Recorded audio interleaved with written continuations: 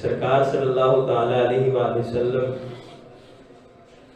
کہ امام حسین سرکار صلی اللہ علیہ وسلم نے جدو سواری فرما رہے سی، کسی نے کہا سونیا سواری بڑی خوبصورت ہے، سواری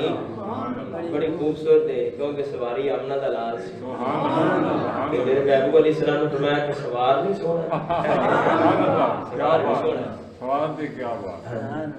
سبحان اللہ۔ اللہ تعالیٰ دی حمد و ثنا کے بعد حضور پر صلی اللہ تعالیٰ علیہ وآلہ وسلم دی بارگاہ درود و سلام عرض کرنے کے بعد مختصر وقت کے اندر حضور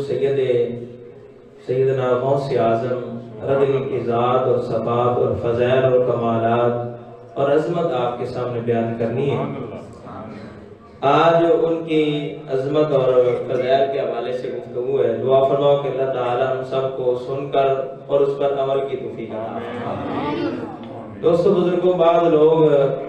کہتے ہیں کہ آج تو تقریر میں مزہ آ گیا کہ شعر بڑا کمال دا سی، شعر بڑا کمال دا سی۔ آج میں بڑی علامہ صاحب نے تقریر کی تھی، لوگ اس طرح کی کرتے ہیں، بعد محفل دے وچ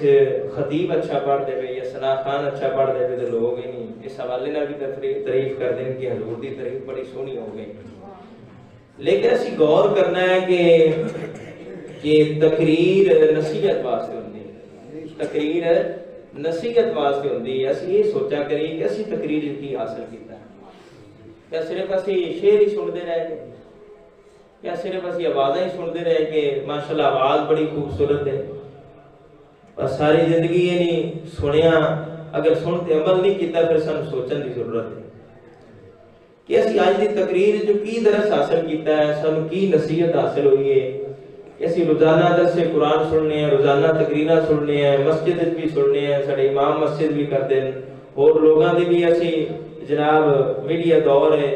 کہ فیس بک تے نیٹ تے اسی سننے ہیں، موبائل تے سننے ہیں، لوگاں نے تقریراں جناب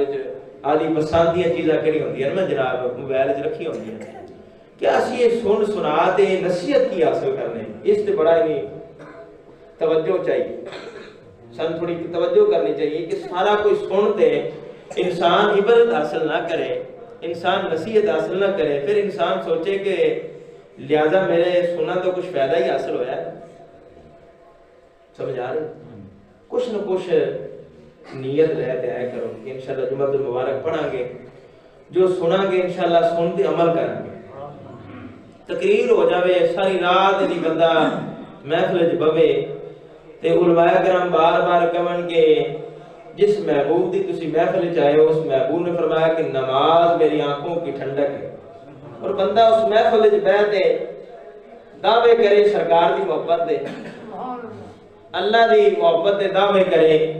کہ میں اللہ تعالیٰ دے حکماں تے بڑا عمل کرنا والا، میں سرکار دی گل بڑی منن والا، نعرہ بھی لاوے کہ غلامی رسول موت قبول ہے، تو ہونا ہی چاہیے کہ حضور دی غلامی کی موت قبول ہونی چاہیے، یعنی جان میری سرکار دا صدقہ ہے، جو کچھ بھی اللہ عطا کردا سرکار دا صدقہ ہے، لہذا جس دا صدقہ ملے انہیں تو سب کچھ گزارنا چاہیے،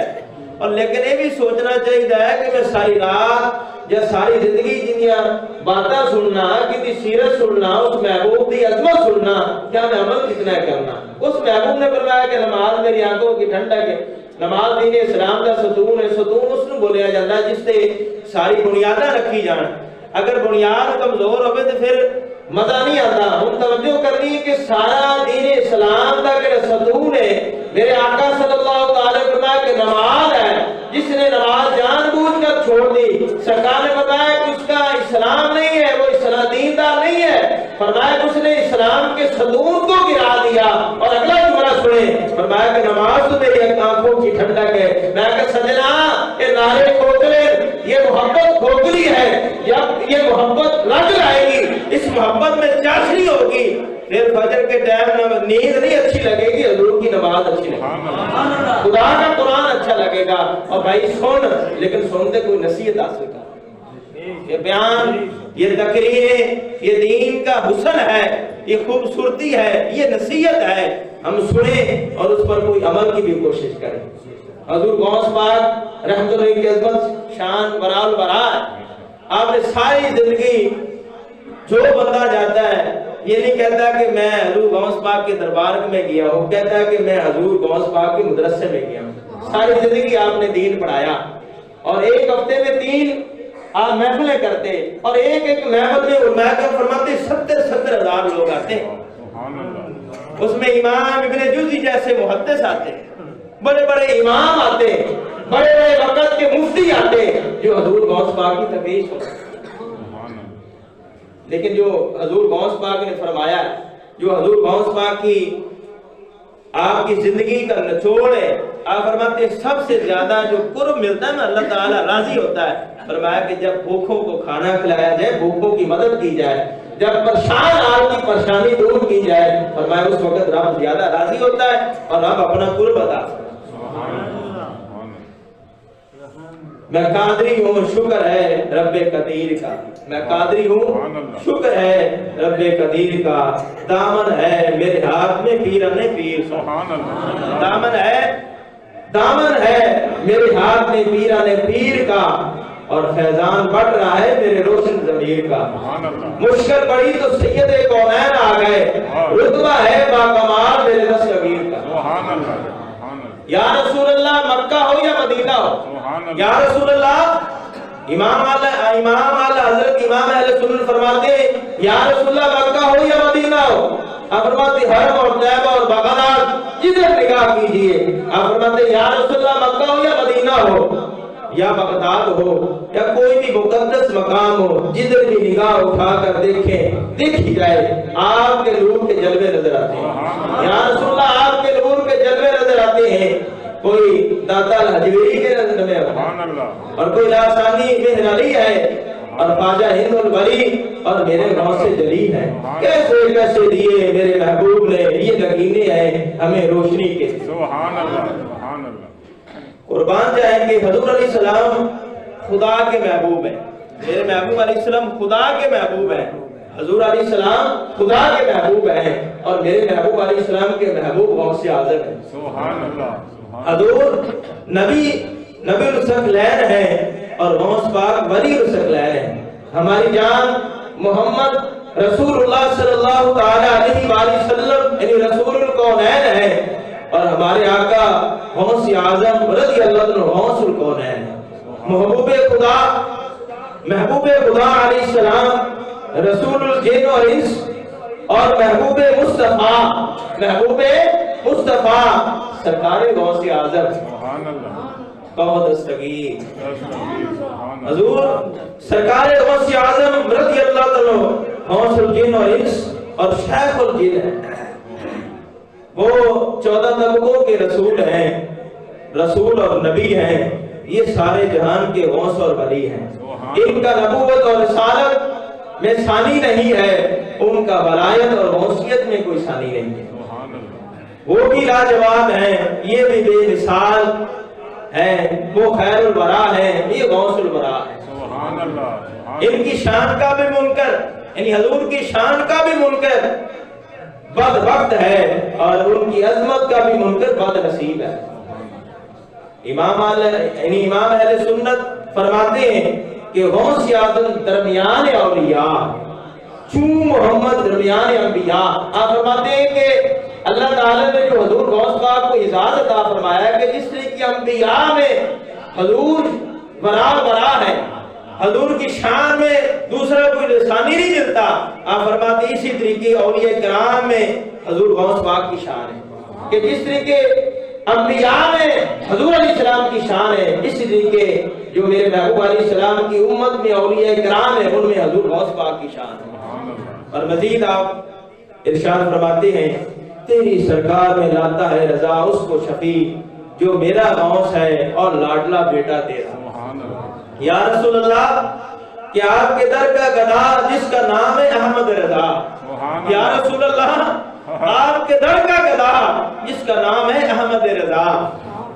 آپ کی بارگاہ میں ایک سفارشی لے کر حاضر ہوا ہوں، اور ایسا سفارشی کہ جس کی سفارش آپ رد نہیں کر سکتے۔ یا رسول اللہ آپ رد نہیں کر سکتے، کیونکہ وہ سفارشی میرا آقا اور فریاد رس ہے، اور آپ کا بڑا ہی پیارا محبوب بیٹا ہے۔ یعنی شہنشاہ بغداد پیران پیر دستگیر بے کسائیں محبوب سبحانی قطب ربانی اور غوث سمدانی شیر یزدانی شہباز لامکانی اور حضرت شیخ السید ابو قادر حضرت شیخ السید ابو محمد عبد القادر جیلانی ہے المعروف غوث اعظم ہے سبحان اللہ کہ خلق خدا کا ہاتھ ہے اولیاء کے ہاتھ میں اولیاء کا ہاتھ ہے غوث الورا کے ہاتھ میں اور غوث الورا کا ہاتھ ہے علی المرتضی شیر خدا کے ہاتھ میں اور شیر خدا کا ہاتھ ہے مصطفیٰ کے ہاتھ میں اور مصطفیٰ کا ہاتھ ہے رب العالمین کے ہاتھ میں رب العالمین کے ہاتھ میں اے غوث پاک بھلا کسی کو کیا معلوم اللہ تعالیٰ فرماتے ہیں اے غوث پاک بھلا کسی کو کیا معلوم آپ کے سر انور کی شان کیا ہے آپ کے قدموں کا مرتبہ یہ ہے کہ اولیاء کرام علیہ رحمت الرحمن آپ کے قدموں کے نیچے قدموں کے نیچے والے حصے پر اپنی آنکھیں رکھتی ہیں سبحان اللہ وہ کیا مرتبہ ہے یا غوث اعظم بلا تیرا اونچوں اونچوں کے سروں سے قدم ہے اللہ تیرا سبحان اللہ قربان جائے آپ رحمت اللہ علیہ بڑے متقی اور پرہیزگار ہیں قرآن پاک کی جو آیت کریمہ پڑھی اس آیت میں اللہ تعالیٰ فرماتا ہے سن لو اللہ کے ولیوں کو نہ کوئی خوف ہے نہ وہ غمگین ہوتے ہیں اور قرآن پاک نے اولیاء کرام کی صفت اور شان کو بیان فرمایا الذین آمنوا وکانوا یتقون فرمایا کہ جو ایمان لے آئے اور ہمیشہ متقی اور پرہیزگار ہیں قرآن نے ان کی سیرت کو بیان فرمایا حضور علیہ السلام کا فرمان ذیشان ہے کہ میرے محبوب علیہ السلام نے فرمایا کہ اولیاء کون ہے اولیاء اللہ کون ہے فرمایا الذین اذا رأوا اذا ذکر اللہ فرمایا کہ جن کو دیکھ کر خدا یاد آ جائے وہ اولیاء سبحان اللہ کہ ان کا دل جو ہے خدا کی یاد میں رہتا ہے وہ ہر وقت اللہ تعالیٰ کی یاد میں ان کا دل لبریز رہتا ہے اور کسی غیر کی وہاں میدان نہیں ہے اس لیے اولیاء کرام کا جو مرتبہ ہے مخلوق میں سے اعلیٰ ہے اعلیٰ فرماتے ہیں خلق سے اولیاء اولیاء سے رسول سب رسولوں سے اعلیٰ ہمارا نبی آپ فرماتے ہیں مخلوق میں سے اولیاء افضل ہے اور اولیاء میں سے رسول افضل ہے اور فرمایا کہ پھر رسولوں میں سے سب سے جو اعلیٰ ہمارا نبی سبحان اللہ قربان جائیں آپ نے ساری زندگی قرآن کی تعلیم دی آپ نے ساری زندگی میرے محبوب علیہ السلام کی حدیث پڑھائی ساری زندگی آپ علم دین پڑھاتے رہے اور اسی طریقے آپ دنیا سے گئے حضور غوث پاک رضی اللہ عنہ کا فرمان عظمت نشان ہے آپ فرماتے ہیں میں نور محمدی میں چھپا ہوا تھا جس کا معنی یہ ہوا کہ حضور علیہ السلام کی نبوت کا عکس جمال ولایت غوث ہے حضور صلی اللہ تعالی علیہ وآلہ وسلم نبی ہیں اور آپ ولی ہیں حضور دنیا میں آتے سجدہ کیا آپ پیدا ہوتے ہی روزہ رکھا حضور صلی اللہ تعالی علیہ وآلہ وسلم آپ پیدا ہوتے آپ کو نبوت کا علم تھا آپ کو پیدا ہوتے ہوئے آپ کی ولیت آپ کو ولایت کا علم تھا حضور علیہ السلام کی جو آمد کی بشارت ہے وہ نبیوں نے دی اور حضور غوث پاک کی جو بشارت ہے میرے محبوب علیہ السلام نے عطا کی آپ حسنین کریمین کے نانا ہے میرے محبوب علیہ السلام اور حسنین کریمین آپ کے دادا اور نانا ہے آپ کو یہ بھی اعزاز ملا ہے کہ آپ والد کی طرف سے آپ والدہ کی طرف سے حسینی ہیں اور والد کی طرف سے حسنی ہیں سبحان اللہ یعنی حسنین کریمین آپ کے دادا اور نانا ہیں قربان جائیں کہ حضور علیہ السلام نے حضور علیہ السلام خدائی کی طاقت سے یعنی خدا کی طاقت سے مردوں کو زندہ کیا تو آپ کا معجزہ بنا اور غوث پاک نے بھی خدائی طاقت سے مردے زندہ کیے تو آپ کی کرامت تھی حضور علیہ السلام کی طاقت کا مقابلہ بھی خدا کا مقابلہ ہے اور غوث پاک کی کرامت کا انکار کرنا خدا کی طاقت کا انکار کرنا ہے آپ کی شان برا البرا ہے اللہ تعالیٰ کی بارگاہ میں دعا کہ اللہ تعالیٰ عمل کی توفیق عطا فرمائے حضور غوث پاک رحمت اللہ علیہ کے نقش قدم پر چلنے کی توفیق عطا فرمائے ٹائم تو ہو گیا ہے لیکن ایک مسئلہ سن لیں کہ دوست نے یہ سوال کیا ہے کہ جو 11ویں شریف پر ختم شریف دلاتے ہو کیا جائز ہے سنیے کہ جب ہم 11ویں شریف میں کیا کرتے ہیں کہ ایک بندہ کھڑے ہو کر یعنی قرآن پاک کی تلاوت کرتا ہے، قرآن پاک کی تلاوت کرتا ہے، دوسرا یعنی حضور علیہ السلام کی ثناخوانی کر دیتا ہے، دوسرا کہتا ہے یار مجھے بھی ٹائم دے دو 2 منٹ، وہ بھی حضور علیہ السلام کی طرف کر دیتا ہے۔ اب سنیے اسی طریقے سلسلہ جاری رہتا ہے۔ اب جو بیان کرنے والا ہے وہ اللہ تعالیٰ کا ذکر کرتا ہے یا مصطفیٰ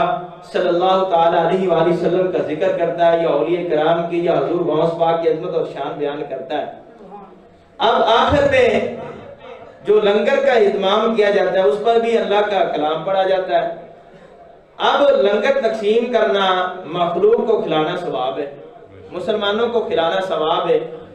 اب کوئی بھی عمل اس میں شریعت کے خلاف نہیں۔ دیکھیں کہ اصول ہے کہ شریعت کے خلاف وہ کام ہوتا ہے